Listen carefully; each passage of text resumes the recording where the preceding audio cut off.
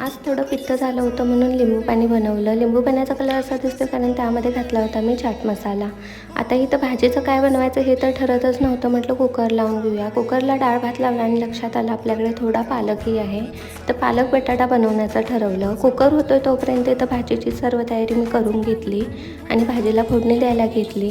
आता भांड्यामध्ये तेल घातलेलं आहे. जिरं, मोहरी, कढीपत्ता, मिरची, लसूण, कांदा, टॅमॅटो हे सर्व व्यवस्थित परतून घेतल्यानंतर हळद, तिखट, मीठ घालून त्यावर बटाटा घातला आणि बटाटा छान परतून घेतला. इथं मी थोडी डाळ भिजवत ठेवली होती तीही घातली आणि बटाटा आणि डाळ व्यवस्थित शिजवून घेतली. थोडाफार शिजतोय तोपर्यंत पालक घातला आणि त्यानंतर ताट ठेवून पाणी ठेवून ही भाजी वाफेवरच शिजवून घेतली. भाजी होते तोपर्यंत इकडं गरमागरम भाकरी आणि डाळही बनवली होती. तर अशा प्रकारे माझं सर्व जेवण तयार आहे आणि आता जेवणार होतं तोपर्यंत सुशांतचं काम चालू होतं म्हणून थोडा वेळ मी इथं बसले आणि त्याचं काम संपण्याची वाट बघत होते.